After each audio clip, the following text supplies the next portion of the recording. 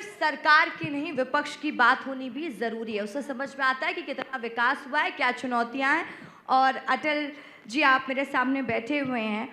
मेरा सवाल सबसे पहले आपसे यही रहेगा कि 25 साल का छत्तीसगढ़ हो गया है, लेकिन विपक्ष की भूमिका पर आप किस तरीके से विकास देखेंगे? किस तरीके की तस्वीर देख रहे हैं कि छत्तीसगढ़ कितना बदला है, और आपका इस पर क्या कहना है? 21वीं सदी का सपना राजीव गांधी जी ने देखा था 1980s के दौर पे। तब हम सोचते थे कि 21वीं सदी कैसा होगा, और 21वीं सदी का 1/4 हिस्सा 25 साल गुजर गए, और छत्तीसगढ़ राज्य को बने भी 25 साल हो गए। तो हम 21वीं सदी में पहुंचने से हमने क्या पाया, क्या खोया, कहाँ पहुँचे हैं और कहाँ पहुँचना है, ये जानना ज़रूरी है। जहाँ तक छत्तीसगढ़ की बात है तो इसमें कोई दो मत नहीं है कि हम अलग राज्य होने के बाद हमने बहुत सा विकास किया है। चाहे एजुकेशन के सेक्टर्स में देखिए, सामने डॉक्टर साहब बैठे हुए हैं। पहले एक ही मेडिकल कॉलेज होता था, रायपुर मेडिकल कॉलेज। आज शायद 13 मेडिकल कॉलेज छत्तीसगढ़ में है।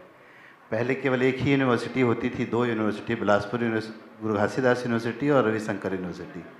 अभी लगभग 7 यूनिवर्सिटी हो चुकी है। तो एजुकेशन के सेक्टर में हमने ज़बरदस्त डेवलपमेंट किया है।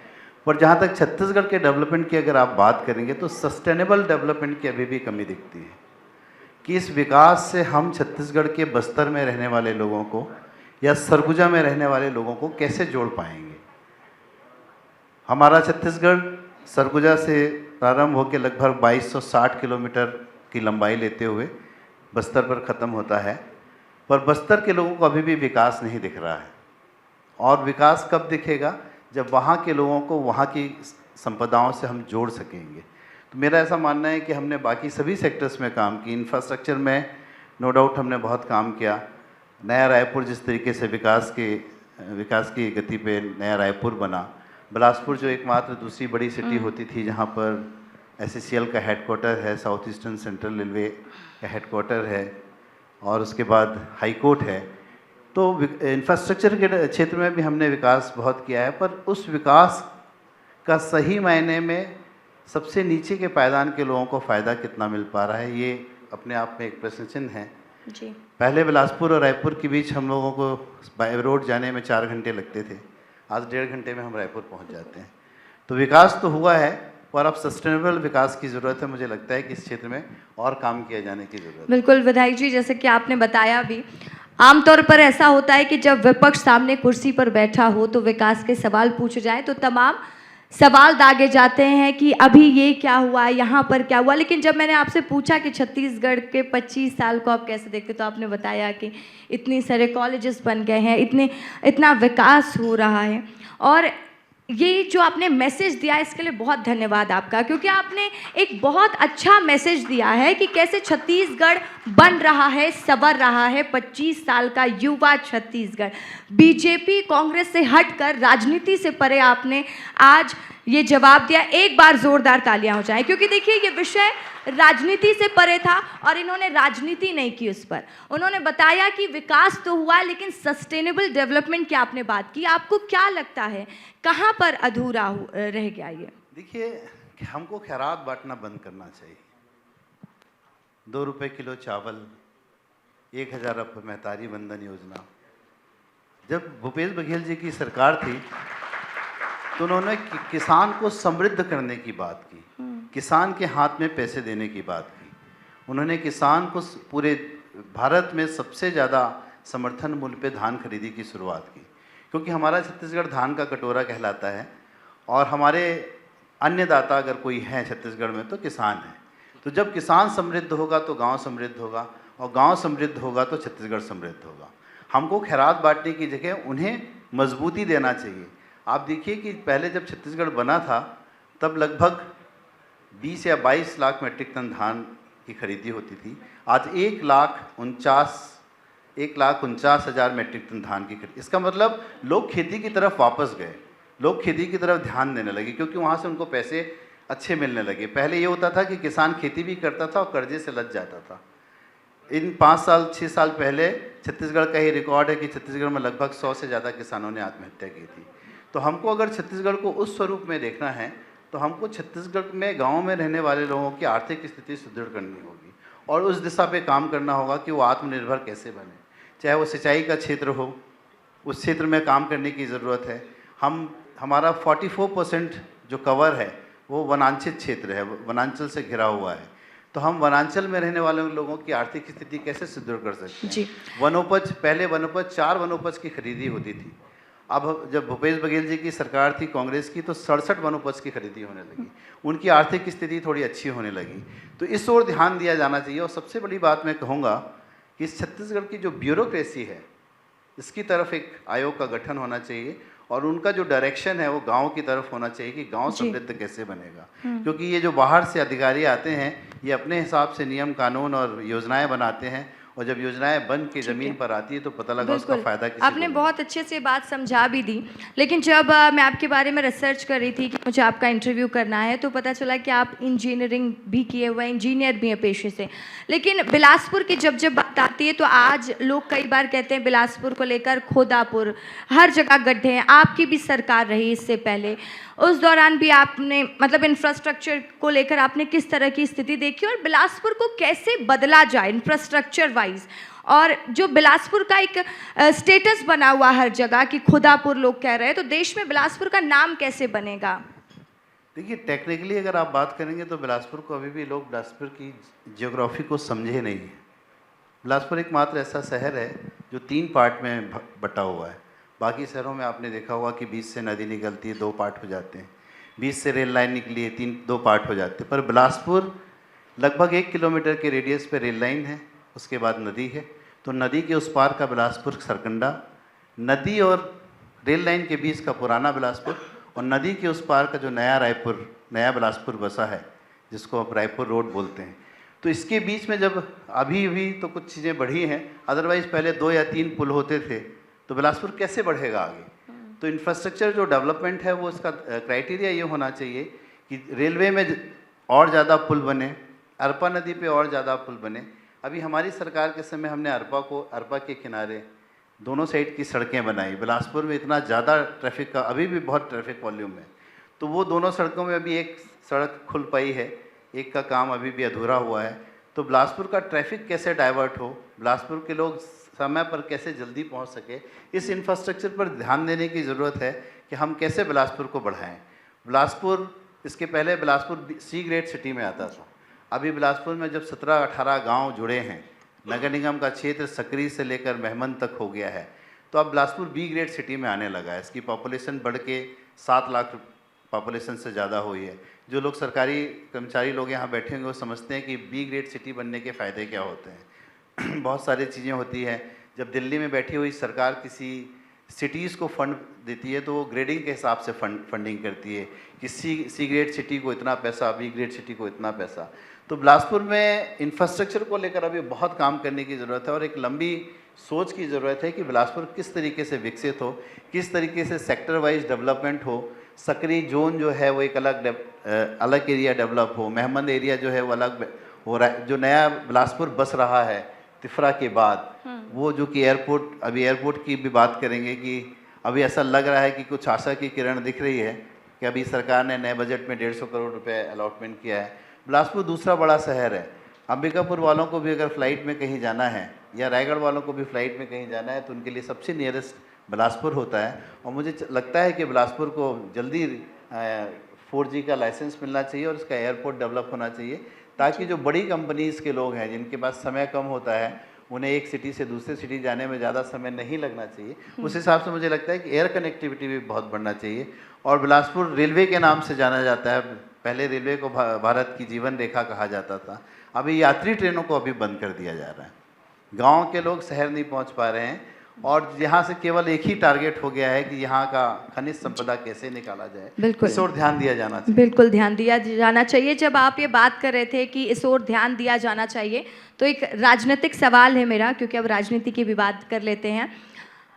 अमर अग्रवाल यहाँ से विधायक तो मैं आप जानना चाहती हूँ कि उनसे आपकी दोस्ती है, क्योंकि राजनीति के परे कभी आप दोनों बैठ के बात करते हैं कि ये समस्या है, क्योंकि वो बात मुख्यमंत्री तक पहुँचा देंगे, वो फंड ले आएंगे, फिर आप काम करवा लीजिएगा। तो कभी आप दोनों के बीच में बात होती है बिलासपुर के विकास को लेकर? दोस्ती ठीक ठाक है दोनों के बीच में कि नहीं?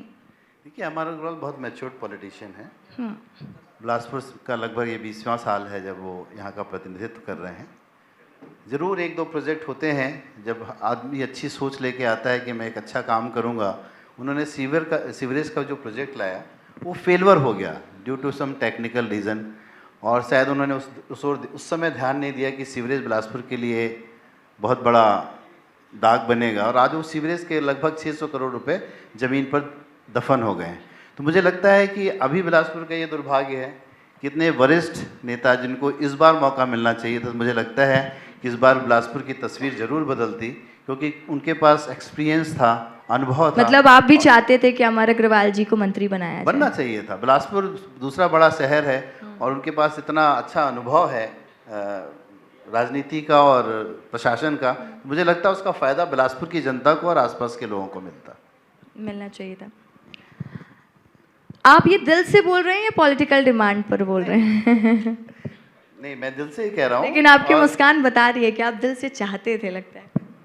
देखिए, पॉलिटिकल राजनीतिक हितों की अगर आप बात करें, उससे ऊपर उठ के कोई बात होगी तो मैं तो चाहता था कि बिलासपुर के अमर अग्रवाल जी मंत्री बने, ताकि बिलासपुर की जनता को उसका फ़ायदा मिल सके और उनके अनुभवों का लाभ मिल सके। कहाँ से पैसा लाना है, कैसे लाना है और कैसे काम कराना है। आदमी अनुभव से ही बहुत कुछ सीखता है। उनसे कुछ बड़ी बड़ी गलतियाँ हुई, शायद इस बार उस गलती का सुधार होता और बिलासपुर में कुछ अच्छा काम होता।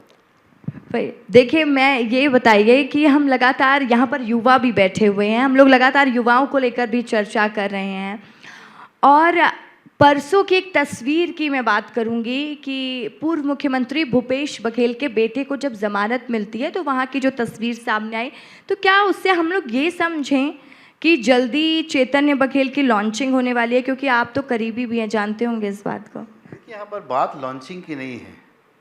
मैं चेतन बघेल को बहुत व्यक्तिगत तौर पे जानता हूँ। वो नॉन पॉलिटिकल पर्सन है। खेती बाड़ी और अपने कामों पर ध्यान देते हैं। हम लोग तो बहुत साल नज़दीक रहे, 5 साल मुख्यमंत्री काल में। मुझे नहीं लगता कि हम में जुड़े जितने लोग बैठे होंगे उन्होंने चैतन्य बघेल को कभी राजनीतिक बातें करती सुनी हो। वो अपने पिता के क्षेत्र में काम करते हैं, कभी उन्होंने राजनीतिक रूप से या प्रशासनिक रूप से किसी भी काम पे इंटरफेयर नहीं किया। पर राजनीति में बोलते हैं ना कि पिता का बदला पुत्र से भी लिया जाता है। वही अभी उनके साथ हुआ कि उनका किसी काम से कोई लेना देना नहीं था, पर उनको 6 महीने जेल काटनी पड़ी। ये एक दुर्भाग्य है देश की राजनीति का, जो अब राजनीति हो रही है। हम लोग लेकिन श्रीवास्तव जी, आप कह रहे हैं कि वो राजनीतिक पर्सन नहीं है, लेकिन अभी जो मीडिया के सामने भी और जो जनता देख रही है उनको देख ऐसा रहा है। क्योंकि देखिए, जब उस दिन उनको जमानत मिलती है, भूपेश बघेल खुद अपने बेटे के लिए कार ड्राइव करते हैं। मैं भी पीछे बगल बैठा में हुआ था। अच्छा, आप भी थे वहीं? तो देखिए, पीछे आप भी थे, आप खुद बता रहे हैं। तो वहाँ पर वो जो शक्ति प्रदर्शन था, तो वो तो इसी बात का कहीं ना कहीं संदेश देता है। और चैतन्य बघेल का एक पोस्ट कि मैं छत्तीसगढ़ी महतारी की सेवा करूंगा, तो ये पोस्ट क्या बता रहा है? देखिए, एक तो जैसे मैं वहाँ गया था, मुझे किसी का फ़ोन नहीं आया था कि मुझे वहाँ जाना है। मेरे बहुत सारे साथी यहाँ बैठे हुए हैं, जिसको पता लगा वो चैतन्य बघेल से मिलने गया।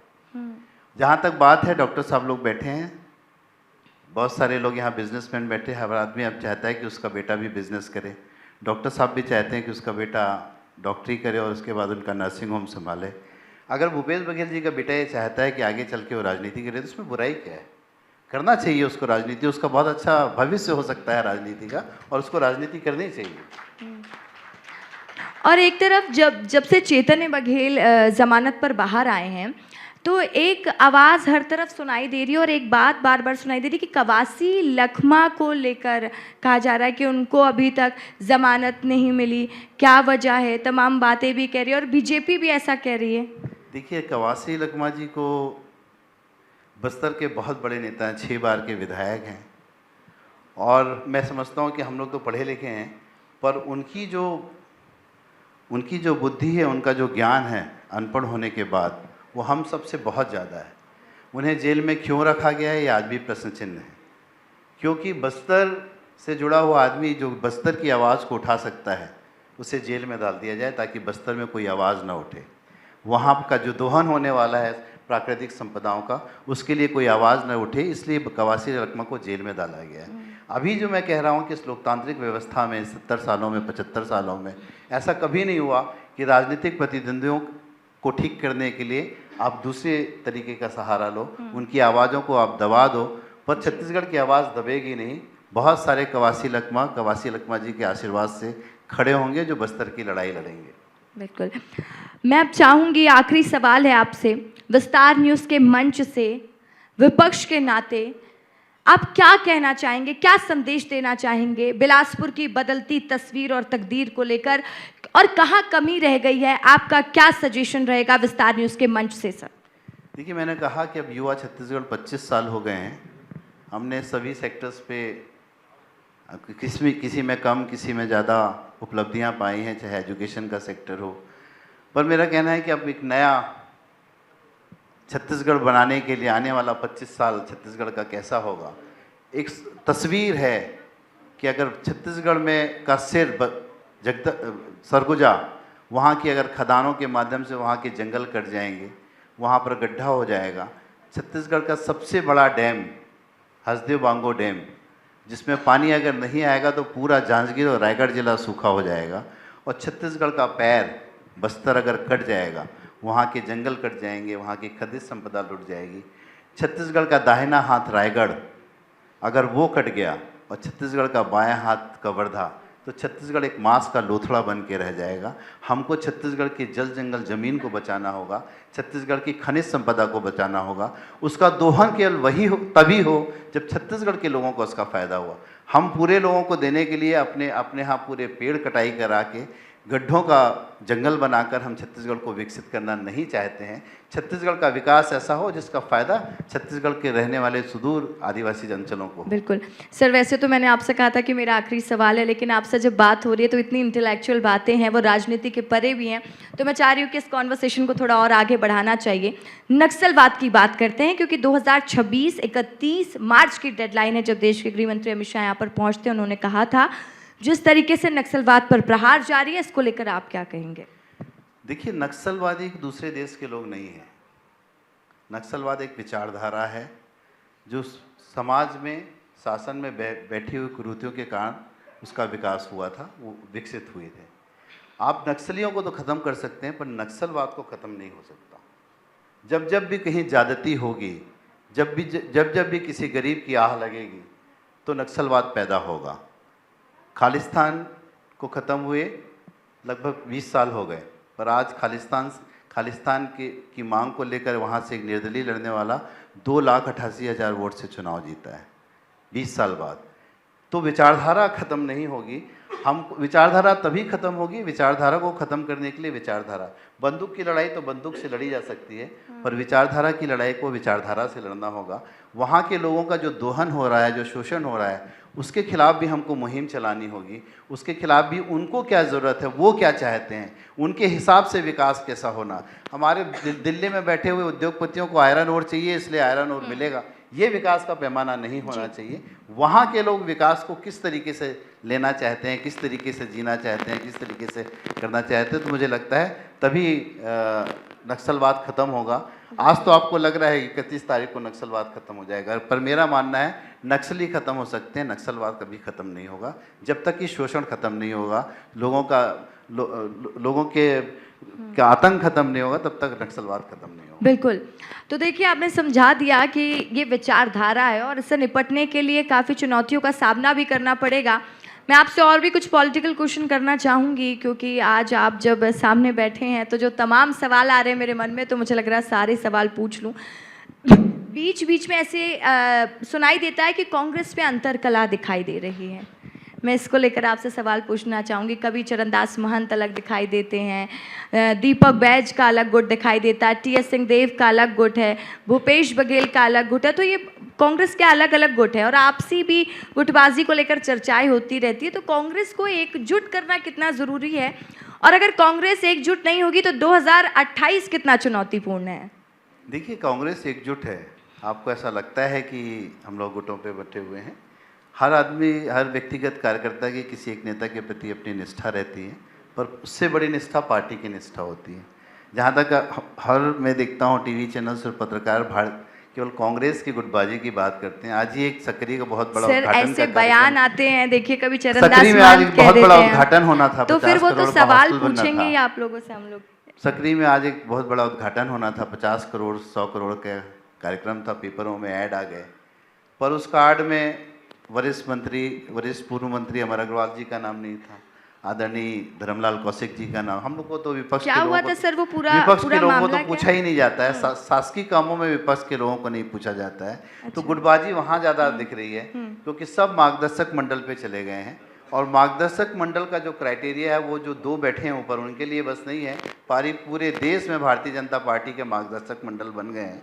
तो मुझे लगता है कि ये सोचना होगा कि जो लोग 75 पार ऊपर में बैठे हुए हैं उनको मार्गदर्शक मंडल में जाना चाहिए, पर उन लोग भेज रहे हैं यहाँ पर जो लोग काबिल लोग हैं, जिनके पास अनुभव है, उनको मार्गदर्शक मंडल में डाला जा रहा है। ये दुर्भाग्य है जी।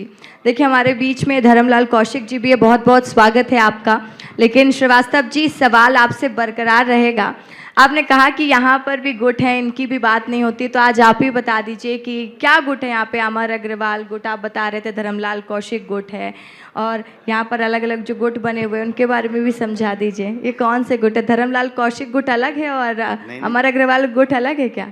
धर्मलाल कौशिक जी अरुण साहब गुट भी है क्या यहाँ पर? बहुत ही वरिष्ठ नेता हैं, और भले चाहे वो विपक्ष में हो, पर हम लोग उनसे बहुत सारी चीज़ें विधानसभा और विधानसभा के बाहर भी सीखते हैं।